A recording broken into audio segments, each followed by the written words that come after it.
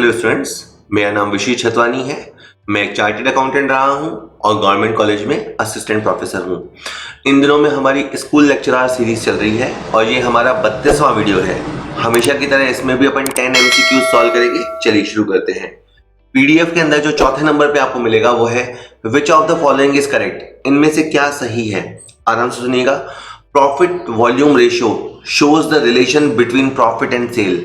जो PV ratio होता है, जो ब्रेक इवन पॉइंट वाले चैप्टर में सीखा जाता है, वो प्रॉफिट और सेल के बीच के रिलेशन को बताता है। ये स्टेटमेंट गलत है। जनरली हमें लगता होगा कि प्रॉफिट वॉल्यूम रेशियो तो शायद प्रॉफिट और सेल के बीच संबंध है, नहीं, वो संबंध होता है सेल और कंट्रीब्यूशन के बीच का। तो ये स्टेटमेंट गलत है। सेकंड है, stock is valued at a higher price in absorption costing as compare to marginal costing. ये स्टेटमेंट सही है। अगर आप कॉस्टिंग की टेक्निक देखेंगे तो उसमें एक मार्जिनल कॉस्ट होती है। मार्जिनल कॉस्ट में केवल वेरिएबल कॉस्ट को ध्यान रखा जाता है, और जो आपकी एब्जॉर्प्शन कॉस्टिंग होती है, एब्जॉर्प्शन कॉस्ट में फिक्स्ड कॉस्ट को भी ध्यान रखा जाता है। तो ऑब्वियस ही बात है, अगर आपकी वेरिएबल कॉस्ट मान लीजिए 12 रुपए है और फिक्स कॉस्ट अगर 2 रुपए भी लगती है तो 12 और 2 टोटल 14 रुपए हो गया। तो एब्जॉर्प्शन कॉस्टिंग में स्टॉक का जो वैल्यूएशन होगा वो 14 रुपए पे यानी 14 रुपए पे होगा। तो ये स्टेटमेंट सही है। इन marginal costing, third point, in marginal costing fix cost is a part of product cost. Marginal costing में ये कहता है कि फिक्स कॉस्ट भी हमारे प्रोडक्ट की कॉस्ट का पार्ट होती है, नहीं होती। मार्जिनल कॉस्टिंग में के थ्रू हम डिसीजन मेकिंग करते हैं और डिसीजन मेकिंग में हम केवल वेरिएबल कॉस्ट का ध्यान रखते हैं, फिक्स कॉस्ट का ध्यान नहीं रखते हैं। तो ये गलत है। चौथा कहता है increase in selling price will not affect profit margin. कहता है अगर सेलिंग प्राइस बढ़ जाएगा तो भी प्रॉफिट मार्जिन पे कोई फर्क नहीं पड़ेगा। बिल्कुल गलत बात है। प्रॉफिट मार्जिन डेफिनेटली बढ़ेगा। अगर मान लीजिए कि कोई चीज हम पहले 8 रुपए में बेचते थे और उसकी कॉस्ट 6 रुपए थी तो हमारा प्रॉफिट 2 रुपए था। अगर आप इसमें मार्जिन परसेंटेज देखेंगे तो 25% हुआ, 2/8। और अगर मैं उस 8 वाली वस्तु को अगर 10 रुपए में बेचने लग जाऊं तो मैं 4 रुपए कमाने लग जाऊंगा और मेरा मार्जिन परसेंटेज 40% हो जाएगा। तो इन्होंने तो ये कह दिया कि सेल प्राइस के बढ़ने से प्रॉफिट मार्जिन पे फर्क ही नहीं पड़ता, जबकि सेल के बढ़ने से प्रॉफिट के अमाउंट पे, प्रॉफिट के मार्जिन पे डेफिनेट परसेंटेज पे फर्क पड़ता है। तो सेकंड वाला इसमें करेक्ट है, बाकी तीनों इनकरेक्ट है। और ये करेक्ट इनकरेक्ट वाले क्वेश्चन तो बहुत अच्छे होते हैं क्योंकि उसमें आपको आंसर तो पता चलता ही चलता है, बाकी 3 रूल्स और पता लग जाते हैं। क्या, अगला क्वेश्चन देखते हैं। Management accounting is also known as financial accounting, financial management, cost accounting या डिसीजन मेकिंग। बहुत ही अच्छा question. Management accounting chapter introduce हो गया है, कई स्टेट्स के सिलेबस में तो पहले से ही मैनेजमेंट अकाउंटिंग था। तो मैनेजमेंट अकाउंटिंग में होता क्या है, देखिए इसमें मैं आपको थोड़ा सा स्कोप बताऊं तो इसमें स्टैंडर्ड कॉस्टिंग होती है, ठीक है। इसके अंदर बजट वाला टॉपिक होता है, इसके अंदर आपके ब्रेक इवन पॉइंट एनालिसिस वगैरह होते हैं, इसके अंदर टैक्स प्लानिंग वगैरह होती है। तो इन सब के आप डिसीजंस लेते हो। आपको सेल कितनी रखनी है, आपको प्रोडक्शन का साइज कितना रखना है, ठीक है, आप कितना प्रॉफिट कमाने के लिए क्या सेलिंग प्राइस रखेंगे, ये सब आपको डिसाइड करना होता है। तो जो मैनेजमेंट अकाउंटिंग होती है जो कि ऑप्शनल होती है, मैनेजमेंट अकाउंटिंग जो कि ऑप्शनल होती है, वो डिसीजन मेकिंग में हेल्प करती है। तो इसको आप डिसीजन अकाउंटिंग भी कह सकते हो, ठीक है। बाकी फाइनेंशियल अकाउंटिंग तो वही है जो बेसिक अपन 11th-12th में जनरल से लेके बैलेंस शीट तक की कहानी सीखते हैं। फाइनेंशियल मैनेजमेंट भी आप जानते हैं जिसके अंदर आप कैश फ्लो, फंड फ्लो वगैरह वगैरह चीजें करते हैं। कॉस्ट अकाउंटिंग भी आप जानते हैं जिसमें आप वस्तु की कॉस्ट को निकालना सीखते हैं। तो management accounting basically decision accounting होती है। अगला क्वेश्चन देखते हैं। यदि दिया है if it is given asset 20 lakh रुपए, टैक्स 25,000 रुपए, ओनर्स फंड 10 लाख रुपए, 10% डेट 5 लाख रुपए, करंट लायबिलिटी 5 लाख रुपए, प्रॉफिट आफ्टर टैक्स 2,25,000, तो आरओआई क्या होगा। रियल लाइफ में तो आरओआई मोस्ट पॉपुलर टर्म है, ठीक है, क्योंकि आप कुछ लगाओगे तो बदले में कुछ रिटर्न तो मिलना चाहिए, तो उसे आरओआई बोलते हैं। अकाउंट्स की दुनिया में अपन आरओआई ऐसे निकालते हैं, अपन लिखते हैं PBIT, that is profit before interest and tax, PBIT divided by आपका आता है कैपिटल एम्प्लॉयड। तो आपको 2 बातें पता होनी चाहिए, एक तो आपकी कैपिटल धंधे में कितनी लगी हुई है। तो देखिए कैपिटल एम्प्लॉयड का जनरली सेंस होता है जो आपने लॉन्ग टर्म के लिए पैसा लगा रखा है। तो जो ओनर्स फंड होता है, ये थर्ड नंबर वाला, जो ओनर्स फंड होता है और जो डिवेंचर्स का पैसा होता है, ये पैसा हमने लॉन्ग टर्म के लिए बिजनेस में लगा रखा होता है। तो इन दोनों को आप जोड़ेंगे तो आपका कैपिटल एम्प्लॉयड आएगा। तो इस क्वेश्चन के सेंस में 15 लाख रुपए तो आपकी कैपिटल एम्प्लॉयड है। और पीबीआईटी क्या होता है, देखो मैं अगर लिख के बताऊं आपको, पीबीआईटी होता है, उसमें से इंटरेस्ट लेस करते हैं पहले और फिर टैक्स लेस करते हैं तो पीएटी आता है। ठीक है, अब इस क्वेश्चन में हो सकता है कि आपको पीबीआईटी डायरेक्ट गिवन हो और हो सकता है आपको बनाना पड़े। अब अगर इस क्वेश्चन में आप देखिए तो आपको टैक्स की अमाउंट दे रखी है, टैक्स की अमाउंट आपको 25,000 रुपये दे रखी है। ठीक है, और जो इंटरेस्ट है वो भी आप समझ जाएंगे, जो 5 लाख का डिवेंचर है उस पर 50,000 का इंटरेस्ट है, तो वो भी आप समझ जाएंगे। और इसके अलावा आपको पीएटी प्रॉफिट आफ्टर टैक्स भी दे रखा है 2,25,000। ठीक है, तो आप पीबीआईटी को समझने के लिए इनको ये जो माइनस का 50 है इसको इधर भेज देना और माइनस का जो 25 है इसे भी इधर भेज देना। ये करने पे आपका 3 लाख रुपए हो जाएगा। तो मतलब ये कि आपने टैक्स के बाद, आप समझिए बात को, टैक्स के बाद आपने 2.25 लाख कमाया, लेकिन ओरिजिनली जो आपके बिजनेस ने प्रोड्यूस किया है वो 3 लाख रुपए है। तो 3 लाख रुपए कमाया गया है 15 लाख पे। आप इसका परसेंटेज निकालेंगे तो 20% है और जबरदस्त आरओआई है, क्योंकि जहां बैंक आपको 6-7% रिटर्न देते हैं, आपका बिजनेस एक बार के लिए आपको 20% रिटर्न दे रहा है।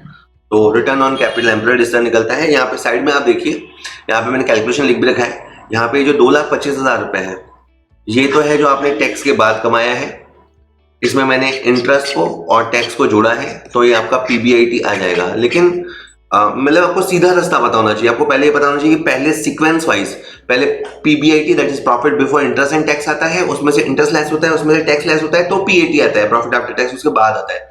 और फिर आप रिवर्स कैलकुलेशन करके पीबीआईटी पहुंच जाओगे। और कैपिटल एम्प्लॉयड का फॉर्मूला भी आपको याद रखना है, शेयर होल्डर्स फंड और लॉन्ग टर्म डेट या जिसे नॉन करंट लायबिलिटी बोलते हैं वो जोड़ने पे आपका कैपिटल एम्प्लॉयड आता है। ठीक है, चलिए नेक्स्ट क्वेश्चन देख लेते हैं। ओके, ये आपका आरओआई का फॉर्मूला है, हिंदी में इसको बोलते हैं कर व ब्याज से पूर्व लाभ डिवाइडेड बाय विनियोजित पूंजी। ठीक है, नेक्स्ट क्वेश्चन ये कहता है match list 1 with the list 2 and select the correct answer using the codes given below the list. Okay, आपको पहली लिस्ट का मिलान दूसरी लिस्ट से करना है। अगेन ये भी मेरा फेवरेट क्वेश्चन है मिलान वाला। खैर, एक तरफ लिखा है amortisation word, depreciation, price rise, vacancy. ठीक है, इस तरह के शब्द लिखे हुए हैं। ठीक है, ये वैकेंसी की जगह मैं एक शब्द लिख देता हूं डिप्लीशन। हिंदी इंग्लिश में कभी कभी कंप्यूटर अलग ही तरह की इंग्लिश दे देता है, डिप्लीशन वर्ड है। ओके, तो जो अमोर्टाइजेशन वर्ड है, तो जो इंटेंजिबल एसेट्स होती है, इंटेंजिबल एसेट्स को जब हम खत्म करते हैं तो उसके लिए हम अमोर्टाइजेशन टर्म यूज करते हैं। तो आप सामने देखिए, सामने है land, building, oil well and patent. तो जो पेटेंट है वो इंटेंजिबल एसेट्स है। तो मैंने जैसे कहा कि इंटेंजिबल एसेट्स के लिए, उनको खत्म करने के लिए अमोर्टाइजेशन, हिंदी में अमूर्तीकरण शब्द का प्रयोग होता है या परिशोधन शब्द का प्रयोग होता है। डेप्रिसिएशन जो होता है वो टेंजिबल फिक्स्ड एसेट्स के लिए होता है, जो दिखाई दे रही है फिक्स्ड एसेट्स उसके लिए होता है। तो आपका बी जाके बिल्डिंग से मैच हो जाएगा। ठीक है, आप कह सकते हैं सर वहां पे फिक्स्ड एसेट में लैंड भी तो है, लेकिन आप जानते हैं कि लैंड पे डेप्रिसिएशन नहीं लगता बल्कि उसमें प्राइस राइज होता है। तो सी जो है, सी जाके आपका लैंड से मैच होगा। जो जमीन है उसके मूल्य में अधिकतर वृद्धि होती है। उसका भी रीजन ये है ना कि जो जमीन है उसकी एक तो लाइफ अनलिमिटेड होती है, बाकी सबकी लाइफ लिमिटेड होती है, लेकिन जो जमीन है उसकी लाइफ अनलिमिटेड होती है। दूसरी बात है कि जो जमीन है उसकी सप्लाई लिमिटेड है। भाई जमीन है तो जो अपना ज्योग्राफिकल एरिया है बस उतना ही है, तो उसकी एक लिमिटेड सप्लाई है, तो आगे ने पीछे जाके उसका प्राइस राइज होगा ही होगा। ठीक है, और डिप्लीशन जो वेस्टिंग एसेट्स होती हैं, जो क्षयशील संपत्तियां होती है, जो जैसे जैसे आप उसमें एक्सट्रैक्ट करते हो, जैसे जंगल में से जैसे जैसे लकड़ी निकालोगे तो खाली होता जाएगा, तेल के कुएं में से तेल निकालते जाओगे खाली हो जाएगा, स्टोन माइन में से स्टोन निकालते जाओगे खाली होता जाएगा, तो उनको वेस्टिंग एसेट्स बोलते हैं। तो जो डिप्लीशन टर्म है वो ऑयल वेल के लिए यूज होगी, तो डी के साथ 3 होगा। तो अब आप इस तरह से मिला लीजिएगा, आपका ए के साथ 4 बैठ जाए, ऐसा यहाँ पे है तो बस यहीं पे ही है। और बाकी देख लेते हैं, बी के साथ 2 भी मैच हो रहा है, सी के साथ 1 भी और डी के साथ 3 भी, तो इसका आंसर बी आने वाला है। यस, नेक्स्ट कहता है the principle of exception to control states that. ठीक है, मैनेजमेंट के अंदर हम देखते हैं प्रिंसिपल बाय एक्सेप्शन, है ना। ठीक है, और अपवाद का सिद्धांत। तो बेसिकली अपवाद का सिद्धांत होता क्या है, कुछ ऑप्शन है। Everything must be checked without exception, हर चीज को बिना अपवाद जांचना चाहिए, ये कहता है ये principle. Corrective action should be taken without action, सुधारात्मक कार्यवाही बिना अपवाद के करनी ही चाहिए। मतलब मेरा पहला पॉइंट क्या कह रहा है कि आपने को तो हर चीज जांचनी है, किसी चीज को छोड़ने की जरूरत नहीं है। दूसरा ऑप्शन कहता है कि अगर किसी ने गलती की है तो उसको दंड आपको देना ही है, उसको सुधार करना ही है, किसी को छोड़ने की जरूरत नहीं है। थर्ड है exceptions should be permitted only in emergency. Third ये कहता है कि अगर आपातकाल में अपवाद हो जाए तो स्वीकार करना चाहिए, वरना नॉर्मल केस में एक्सेप्शंस के लिए कोई जगह नहीं है। और focus one's attention only on the exceptions, अपना ध्यान केवल अपवादों पर केंद्रित करना चाहिए। तो हमें जो पढ़ते हैं मैनेजमेंट बाय एक्सेप्शन, जैसे एक होता है थ्योरी होती है मैनेजमेंट बाय ऑब्जेक्टिव, एक थ्योरी होती है मैनेजमेंट बाय एक्सेप्शंस, है ना, अपवाद द्वारा प्रबंध। तो ये सिद्धांत कहता है कि जो टॉप लेवल के मैनेजर्स होते हैं, उन्हें डे टू डे कामों में इंटरफेयर नहीं करना चाहिए। जो डे टू डे के काम है वो जो फ्लोर मैनेजर है, जनरल मैनेजर है, वो लोग कर लेंगे। कोई बहुत ही कहें आड़ा तिरछा, बहुत ही हाई लेवल का कुछ हो गया गड़बड़ या कुछ भी ऐसा, तब उनको इंटरफेयर करना चाहिए। इसे आप यूं समझिए कि जैसे मान लीजिए हमारे कॉलेज में प्रिंसिपल्स होते हैं, तो जनरली हम लेक्चर लोग जा रहे हैं, अपना क्लास ले रहे हैं, वो इंटरफेयर नहीं कर रहे। छोटा मोटा फंक्शन हो रहा है, ऑफिस का काम हो रहा है, वो इंटरफेयर नहीं करते। कभी कोई ऐसी स्थिति हो जाती है जिसके अंदर मतलब कुछ बड़ा कुछ इवेंट हो जाता है, कोई गड़बड़ हो जाता है, तो वो इंटरफेयर करते हैं, तो वो दखल अंदाजी करते हैं। तो ये मैनेजमेंट बाय एक्सेप्शंस ये कहता है कि जो टॉप लेवल मैनेजर्स हैं उनको अपना पूरा ध्यान बस प्लानिंग स्ट्रेटेजी पे रखना चाहिए, उनको डे टू डे के कामों में लफड़ों में पड़ने की जरूरत नहीं है। ठीक है, हम में से अधिकतर लोग, मैं मानता हूं हम में से अधिकतर लोग एवरेज रह जाते हैं अपनी लाइफ में, इसलिए क्योंकि हम अपने आप को डेली टू डेली कामों में फंसा देते हैं। जो हाई लेवल के काम है उसके लिए ना तो टाइम बचाते हैं ना एनर्जी बचाते हैं, बस अपने आप को छोटे मोटे कामों में खपा देते हैं। ठीक है, तो कहीं ना कहीं ये उन मैनेजमेंट्स को ये इशारा देता है कि उन्हें हर चीज में टांग फंसाने की जरूरत नहीं है। होप मैं आपको समझा पाया। उन्हें अपना केवल ध्यान अपवादों पर ही केंद्रित करना चाहिए। तो ये बात अब आपने सुन रखी है या आपने समझ रखी है तो आप समझ गए, पर अगर किसी को पता नहीं होगा कि अपवाद द्वारा प्रबंध क्या होता है तो कुछ भी ऐसे टेक देगा। तो बस वही है, जितना ज्यादा आपने पढ़ रखा होगा, जितना ज्यादा आपने सुन रखा होगा, उतना आपको बेनिफिट होगा। ठीक है, चलिए, तो अब 2 मिनट की मार्केटिंग का टाइम है। जो रेगुलर स्टूडेंट्स हैं वो तो 2 मिनट वीडियो को स्किप कर लें और अगले क्वेश्चंस की तरफ चले जाएं। और जो पहली बार वीडियो देख रहे हैं तो देखिए, ये जो क्वेश्चन मैं आपको करा रहा हूं इसको वीडियो के अंदर, वो मैंने इस सैंपल पेपर से ड्रॉ किए हैं। ठीक है, ये आपका सैंपल पेपर 32 है। ठीक है, मैं तो अभी आपको कितने केवल मात्र 10 क्वेश्चन कराए, जबकि इस सैंपल पेपर के अंदर आप देखेंगे 150 एमसीक्यू है। वो किस तरह से, मैं आपको एक झलक दिखाता हूँ। ये मेरा व्हाट्सएप नंबर है, नोट कर लीजिए। किसी भी तरह के डाउट के लिए, क्वेरी के लिए, सजेशन के लिए मोस्ट वेलकम, आप मुझे व्हाट्सएप कर सकते हैं। ठीक है, तो क्वेश्चन जब आप पीडीएफ पाएंगे तो आपको इस तरह से हिंदी और इंग्लिश दोनों के अंदर क्वेश्चन मिलेंगे।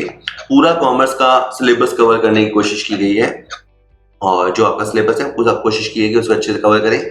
और जैसे कि 150 क्वेश्चन आपके आते हैं तो वहां पे 150 क्वेश्चंस रखे गए हैं। इवन आखिरी में जो 30 क्वेश्चंस आपके अपने क्या बोलते हैं एजुकेशन साइकोलॉजी के होते हैं, वो भी कवर किए गए हैं। ठीक है, इस तरह से। अब अगर आप चाहें तो थोड़ी बहुत तैयारी करके जाएं, अगर लेकिन आप सिंसियर तैयारी करना चाहें तो मैं आपको एक एडवाइस कर सकता हूं, जस्ट अ मिनट, कि आप क्या कीजिए, आप हमारा जो कॉमर्स पॉइंट ऐप है, उसे आप डाउनलोड कर लीजिए। पहला काम तो ये प्ले स्टोर से। ठीक है, इस तरह का लोगो मिलेगा, इस तरह का लोगो से देख के आप समझ जाएंगे हमारा जो ऑथेंटिक ऐप है उसे डाउनलोड कर लीजिए। दूसरा काम, वहां आप क्या कर सकते हैं, जैसे हमने एक पेपर के अंदर 150 एमसीक्यू रखे हैं और ऐसे हमने वहां पे 50 पेपर डिजाइन किए हैं, तो वहां पे हमने 7,500 एमसीक्यू कराए हैं। इससे तो आपकी बहुत एक शानदार लेवल की तैयारी हो जाएगी। आप जब करेंगे तो आप वाकई में पाएंगे ये बहुत ही उम्दा दर्जे के क्वेश्चन लिए गए हैं। ठीक है, अगर किसी क्वेश्चन में आए तो कोई मिस्टेक आपको मिल जाए तो आप हमें सेंड करना, हम उसको रिजॉल्व भी कर दिया करते हैं। और ये सब अगर आपको पाना है तो मात्र आपको 249 रुपये इन्वेस्ट करना होगा। खर्च करना भी नहीं बोलूंगा, आपको 249 रुपये इन्वेस्ट करना है आपको। ठीक है, और अगर आप ये भी नहीं करना चाहें तो कोई बात नहीं, आप केवल कॉमर्स पॉइंट ऐप डाउनलोड कर लीजिए। वहां जो कंटेंट फ्री वाला है वो फ्री वाला आप भरपूर यूज कीजिए, बाकी के लिए है ही है। Okay, thank you. अगला क्वेश्चन कहता है, according to the Black and Mountain the real team managers are. Black और माउंटेन के अनुसार वास्तविक टीम प्रबंधक कौन होते हैं, जो 1/9 के मैनेजमेंट ग्रिड पे काम करें, 5/9 पे काम करें, 9/1 पे काम करें या 9/9 पे काम करें। तो देखिए सर, इसका आंसर है 9/9। तो मैनेजमेंट ग्रिड क्या होता है, देखिए इसको मैं अगली स्लाइड में इमेज से भी बताऊंगा, ठीक है। कई मैनेजर ऐसे होते हैं जिन्हें केवल काम से मतलब होता है कि काम अच्छा होना चाहिए, एम्प्लॉय दुखी है खुश है उनसे उनको कोई मतलब नहीं है, वो रो के काम कर रहा है या हंस के काम कर रहा है, मैनेजर उनसे काम निकलवाना चाहते हैं, वो टास्क ओरिएंटेड होते हैं। एक होता है पीपल, कुछ मैनेजर्स ऐसे होते हैं जो बहुत ही डेमोक्रेटिक शैली के होते हैं, वो कहते हैं कि नहीं काम होता रहेगा, काम होता रहेगा, हमारे पास जो आदमी है वो खुश रहना चाहिए, वो नाराज या दुखी नहीं होना चाहिए, ठीक है। अब इन दोनों में बैलेंस करना बड़ा चैलेंज है। अगर आप उनको खुश करने पे जाते हो और वो आराम से काम कर रहे हैं, आप उनको कुछ नहीं बोल रहे हो, तो आप टास्क में ढीले रह जाते हो। अगर आप उनके पीछे लाठी लेके पड़ जाते हो, काम पूरा करने के लिए डंडा करते हो तो वो दुखी रहते हैं, लेबर छोड़ छोड़ के चली जाती है, तो इस तरह का। तो ऐसे में 9/9 का मतलब होता है कि प्रोडक्शन भी टॉप क्लास, प्रोडक्शन भी बहुत ज्यादा, और उनका मोरल भी बहुत हाई लेवल पे, कॉन्फिडेंस भी बहुत हाई लेवल पे, उनकी इंटीग्रिटी हमारे साथ वफादारी, हमारे साथ जुड़ाव अटैचमेंट भी हाई लेवल पे। तो वास्तविक टीम मैनेजर तो वही होते हैं जो 9/9 का गोल अचीव कर ले। मैं आपको ये सारे समझाता हूँ, एक बार देखिए 9/9 इसमें ये वैसे सारे लिखे हुए हैं, अगर आप याद करना चाहें तो। अगर मान लीजिए कोई 1/1 का हासिल कर रहा है तो इसका मतलब है बहुत ही पुअर है, ना आदमी संभल रहे हैं ना काम संभल रहा है। 9/1 टास्क पे ध्यान देते हैं। 5/5 मिडिल ऑफ द रोड होता है, उसमें बीच बीच में वो चलते हैं, ठीक है। कंट्री क्लब में तो ऐसा है कि आदमी आराम कर रहे हैं, काम तो बिल्कुल ढीले भर का नहीं हो रहा। और सबसे बढ़िया माना जाता है टीम मैनेजमेंट 9/9 का। अब आपको समझ में इससे आएगा, देखो ये एक मैनेजमेंट ग्रिड है, ऑब्वियस सी बात है, गूगल से लिया है। नीचे देखो क्या लिखा हुआ है, ठीक है, OX जो एक्सेस होता है उसमें क्या लिखा है, जिसमें हम प्रोडक्शन को देख रहे हैं, हम प्रोडक्शन करने के लिए मरे जा रहे हैं, ठीक है। ये देखिए ये वाला प्रोडक्शन वाला, और इस तरफ क्या है, इस तरफ हम आदमियों की देखभाल कर रहे हैं। तो ये क्या लेवल है, इसमें प्रोडक्शन भी समझो 1 यूनिट का हो रहा है और आदमी भी समझो एक ही खुश है, अगर ऐसे अपन क्वांटिफाई करें तो मतलब कुछ भी नहीं। ये क्या है, इसमें आप देखो प्रोडक्शन तो आपका 9 हो रहा है, यानी प्रोडक्शन तो आपका अच्छा हो रहा है, लेकिन लोगों का जो सेटिस्फेक्शन लेवल है वो केवल बहुत ही बिलो है, 1 चल रहा है, ठीक है। तो अब आप इसको समझो, ये क्या है, ये है मजेदार चीज, प्रोडक्शन भी ऑल टाइम हाई और हमारे जो पीपल हैं उनका कहें मोरल भी ऑल टाइम हाई। और ये क्या चीज है जरा इसको देखो, इसमें आपका देखो लोग तो बड़े खुश हैं, लेकिन प्रोडक्शन में आप 1 नंबर पे खड़े हो, आप इसको भी तो समझो। तो आप कहाँ खड़े हो, और ये मिडिल ऑफ द रोड है, 5/5 ठीक का चल रहा है। अधिकतर संस्थाएं मैं मानता हूँ शायद मिडिल ऑफ द रोड पे होती होंगी, जो बहुत ही जीनियस संस्थाएं होती होंगी, शायद मैं बोलता हूँ गूगल वगैरह, जो बहुत ही टॉप क्लास या वर्ल्ड क्लास कंपनीज होती होंगी, जहाँ वर्क कल्चर भी बहुत अच्छा होगा और सब कुछ बहुत अच्छा होगा, ठीक है। तो वो 9/9 को अचीव कर पाते हैं, बाकी सब लोगों में तो पंगे ही रहते हैं, किसी न किसी ग्रिड में वो फंस के रह जाते हैं। खैर चलिए, नेक्स्ट क्वेश्चन है, the time limit for filing a complaint before the district forum, the state commission और the national commission as the case may be is. कहता है कि जो टाइम लिमिट है, अगर आपको जिला मंच पे शिकायत करानी है, राज्य आयोग को शिकायत करनी है, वो तो डिपेंड करता है कि आपकी शिकायत या ग्रीवियंस का साइज क्या है, कि आप जिला मंच पे जाएंगे, स्टेट कमीशन पे जाएंगे या नेशनल कमीशन जाएंगे, जहां पे भी जाएंगे तो आप शिकायत कब तक दर्ज कर सकते हो। ऑप्शन है एक, कार्य के घटित होने से 2 वर्ष के अंदर, कार्य के घटित होने की तारीख से 3 माह के अंदर, कार्य के घटित होने की तारीख से 6 माह के अंदर, या कार्य के घटित होने की तारीख से 1 वर्ष के अंदर। मतलब आप कंप्लेंट कब फाइल करनी पड़ेगी। तो देखिए, अगर आपको मान लीजिए इस दिन आपके साथ चीटिंग हुई, मतलब या तो आपको वस्तु मिली आप सेटिस्फाइड नहीं है, या आपको कोई सर्विस मिली और आप उससे सेटिस्फाइड नहीं है, ठीक है, आप दुखी हैं, कुल मिला के आपको शिकायत है, और मान लीजिए शिकायत वाली घटना हुई है 1 जुलाई 2021 को, ठीक है। तो अब आपको 2 साल के अंदर अंदर अपना कंप्लेंट फाइल कर देना पड़ेगा, ठीक है। आप ऐसा नहीं है कि आइसक्रीम तो खाई थी आपने 5 साल पहले और अब आप उस आइसक्रीम पार्लर पे या फैक्ट्री पे अब केस ठोकना चाहते हो। इसको कानून की भाषा में लिमिटेशन पीरियड बोलते हैं, ठीक है, लिमिटेशन पीरियड, परिसीमन अवधि। और यहाँ इसने अधिकतर बस क्रिमिनल मामलों को छोड़ के वैसे हर मामले में लिमिटेशन पीरियड लगाया गया है कि अगर आपको कोई तकलीफ है, अगर आपका कोई ग्रीवियंस है, तो आपको उसे प्रॉपर चैनल से हमारे सामने लाना पड़ेगा एक प्रॉपर अवधि में, एक निश्चित अवधि में। तो कंज्यूमर कोर्ट के लिए बहुत अच्छा क्वेश्चन है जो अपना चल रहा है, कंज्यूमर प्रोटेक्शन एक्ट 2019 वाला। उसमें आपको याद रखना है कि 2 साल है, जिस दिन आपको तकलीफ है उससे 2 साल के भीतर आपको अपनी शिकायत दर्ज करानी पड़ेगी। इसको मैं इसको पढ़ता हूँ, 2 year from the date on which the cause of action has arisen. ठीक है, कॉज मतलब कारण, आप जिस भी कारण से करना चाहते हो। ठीक है, 2 साल। नेक्स्ट, कुछ ज्यादा समझा दिया। अगला है calculate the labour turnover rate according to the replacement method from the following. अब एक लंबा सा क्वेश्चन है, इसमें आपको लेबर टर्नओवर रेट निकालनी है। मैंने पिछले वीडियो में एक बताया था, बहुत सारे वीडियो बने हुए हैं, अगर आप केवल आज इसी वीडियो पे आए हैं तो बता दूं, पहले बहुत सारे वीडियोस बने हैं, उनको आप फायदा लीजिए, बने हुए मुफ्त में तो है, क्या दिक्कत। तो मैं बता रहा था आपको, लेबर टर्नओवर रेट बताता है बेसिकली आपका जो लेबर का स्ट्रक्चर में चेंज होता है। और लेबर का स्ट्रक्चर में चेंज होने का मतलब ये है कि कुछ लोग आपको छोड़ के चले जाते हैं, उसकी जगह पे कुछ लोग आते हैं। तो उसमें एक आपका सेपरेशन मेथड होता है जिसमें केवल जाने वालों को देखा जाता है।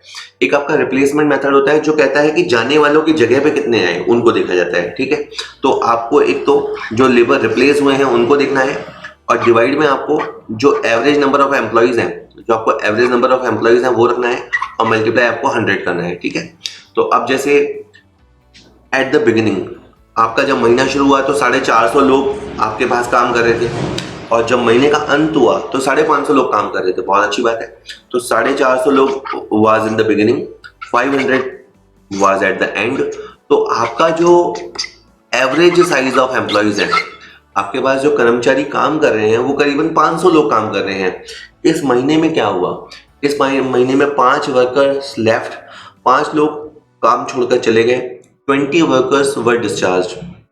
तो जो लोग अगर आपसे अलग हुए उनको देखा जाए तो उनकी संख्या 25 है। 5 तो अपनी मर्जी से चले गए, 20 को हमने हटा दिया, तो 25 लोग हमसे अलग हुए। तो सेपरेटेड लोगों को देखा जाए तो सेपरेटेड लोग तो है 25, और उसके बाद हमने 125 बुला लिए। गौर कीजिए, 25 को हमने भगाया और उसकी जगह हमने 125 को रिक्रूट किया है। ठीक है, यहाँ पे थोड़ा सा हिंदी और इंग्लिश में अलग लिखा हुआ है। एक बार के लिए 125 से मान लेते हैं ना, 125 को रिक्रूट किया, और इसमें से 10 तो हमने इसलिए रिक्रूट किए जो हमें छोड़कर चले गए थे ना, छोड़कर चले गए थे, इस वजह से हमने 10 को रिक्रूट किया। तो ऐसे लोगों को बोलते हैं रिप्लेस लेबर। तो मेरा काम हो गया है, मुझे रिप्लेस्ड लेबर्स की संख्या चाहिए थी, डिवाइडेड बाय एवरेज एम्प्लॉय चाहिए था, इनटू 100। तो अब आप देखिए क्वेश्चन सरल ही है और बहुत सरल है, लेकिन बस यही है कि अगर हमने पॉइंट देख रखा है तो किस तरह कहाँ से टॉपिक है, कॉस्टिंग वाला टॉपिक, कॉस्टिंग का लेबर वाला टॉपिक, उसके अंदर labour turnover rate, labour turnover का ये सेकंड मेथड होता है जिसको बोलते हैं रिप्लेसमेंट मेथड। और बस मैं आपको बता दूं कि एग्जाम में कभी कभी आता हुआ क्वेश्चन गलत हो जाता है, वो इसलिए, जैसे आप देखिए ये महीने की शुरुआत है, ये महीने के अंत में है, तो ये जो रेट आई है, ये जो रेट आई है वो 2% मासिक कहलाएगी। अगर इसने बातों बातों में बोल दिया होता कि labour turnover rate per annum ज्ञात कीजिए, labour turnover rate per annum ज्ञात कीजिए, तो 2% मल्टीप्लाई 12, आपका लेबर टर्नओवर रेट 24% हुआ होता। तो बस थोड़ा सा और अलर्ट रहने की जरूरत है। आप हमेशा याद रखिएगा, जीतने वाले में और हारने वाले में बहुत ज्यादा अंतर नहीं होता, थोड़ा सा ज्यादा। Little extra makes a man extraordinary. Always remember, little extra makes a man or extraordinary. आप बस लोगों से थोड़ा सा ज्यादा अच्छे होते हो। जो फर्स्ट आता है वो थोड़ा सा तेज दौड़ता है, थोड़ा सा हाई जंप लेता है, थोड़े से नंबर ज्यादा लाता है, और उस थोड़े से के लिए बहुत मेहनत करनी पड़ती है। करोगे तो तुम्हारा फायदा होगा, किसी और का फायदा नहीं है, तुम्हारा खुद का फायदा है, वो तुम्हारे हाथ में। अब तुम या तो आलस कर लो या थोड़ी सी और पढ़ाई कर लो। 72th क्वेश्चन कहता है consumer redressal dispute commission CDRC, उपभोक्ता निवारण विवाद आयोग, शिकायत का निपटारा डैश डैश की अवधि के भीतर करेगा, जहां शिकायत के लिए वस्तुओं के विश्लेषण या परीक्षण की आवश्यकता नहीं होती, और डैश डैश के भीतर करेगा यदि वस्तुओं के विश्लेषण या परीक्षण की आवश्यकता होती है। देखिए, अगर कंज्यूमर कोर्ट्स में है ना, अगर कोई डिस्प्यूट गया, आपको चाहते हो उसका निवारण हो जाए, उसका रिड्रेसल हो जाए, तो कितना समय वो लेगा, तो वो समय लेंगे 3 महीने से लेके 5 महीने तक का समय। अगर आपकी शिकायत ऐसी है जिसमें कोई सी वस्तु का एक्सपेरिमेंट या जांच शामिल नहीं है, ठीक है, लेबोरेटरी वगैरह में भेजने की जरूरत नहीं है, तो 3 महीने के अंदर फैसला हो जाएगा। और अगर मान लीजिए लैब में जाना है तो वहाँ रिपोर्ट होनी है, जांच होनी है और बहुत सारे केसेस पेंडिंग होते हैं, तो जांच में समय लगता है। तो उस केस में 5 महीने के अंदर, तो आपको 3 महीने से 5 महीने का समय याद रखना है।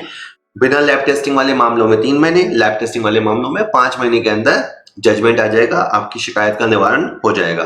ठीक है, इस वीडियो का ये लास्ट क्वेश्चन आ रहा है। Amla, Bimla and Kavita were partners in 4:3:1. Bimla retires and give her share of profits to Amla for 3600 and to Kavita for 3000. The new ratio of Amla and Kavita. आराम से क्वेश्चन को समझना। इसके अंदर 3 पार्टनर हैं, एक का नाम है अमला, जो दूसरा है उसका नाम है विमला और तीसरा का नाम है कविता। ठीक है, 3 है ये लोग। इसमें विमला चली गई, तो पहले तो आपको ये समझना पड़ेगा कि इनका 431 था, तो ये अपना 3 रुपया, या इसको सही मायने में कहेंगे 3/8, ये किसको देके गई भाई? इसके बाद 3/8 थी, इसने सेक्रीफाइस कर दिया तो चली गई, तो ये अपना रेशियो किसको देके गई? हमें बाद में पता लगा हमारे सीक्रेट सोर्सेज से कि इसने 3600 रुपए अमला से चार्ज किए। सीक्रेट्स तो क्या, अकाउंट में क्या ही सीक्रेट होते हैं। 3600 रुपए इसने अमला से चार्ज किए हैं और 3000 रुपए इसने कविता से चार्ज किए हैं। इससे आपको कुछ बात समझ में आएगी कि अच्छा, गुडविल का एडजस्टमेंट हुआ है। गुडविल के एडजस्टमेंट के लिए इस बिमला देवी को 6600 रुपए मिले हैं। इस 6600 में से 3600 रुपए अमला से मिले हैं और 3000 कविता से मिले हैं। इसका आप रेशियो बनाएंगे तो वो 6:5 आएगा। इसका मतलब ये है कि इनको 6:5 के रेशियो में गेन हुआ है। ओके, तो अब आपको 3/8 मल्टीप्लाई 6/5 करना है और 6/11 और 3/8 मल्टीप्लाई 5/11 करना है। आप पहला मल्टीप्लाई करते हैं तो आपका आता है 18/88 और दूसरा मल्टीप्लाई करते हैं तो आपका आता है 15/88।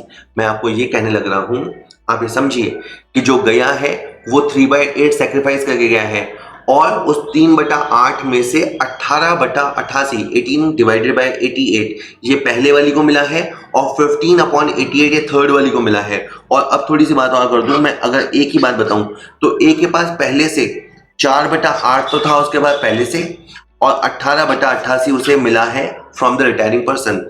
इसी तरह का मैं आपको थर्ड वाली कविता के बारे में बताऊं तो 1/8 तो था उसके बाद पहले से, यहां लिख देते हैं यहीं पे, 1/8 तो था उसके बाद पहले से और 15/88 इतना मिला है उसे रिटायरिंग पर्सन से।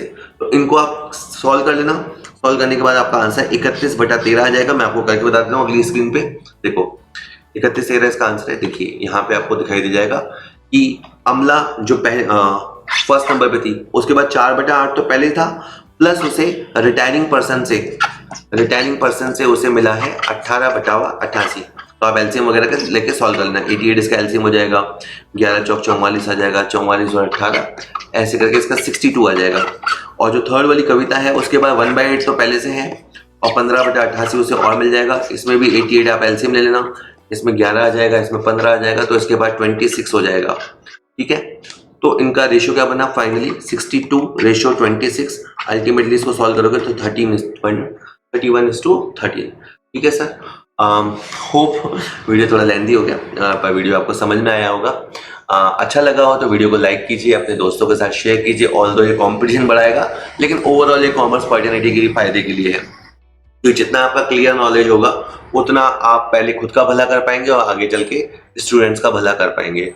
तो वीडियो को शेयर कर सकते हैं और इस चैनल को सब्सक्राइब कर लीजिए। अगर आपको और भी आगे से आगे वीडियो चाहिए तो चैनल सब्सक्राइब कर लीजिए। हमारा टारगेट है इस साल school lecturer, next year college lecturer.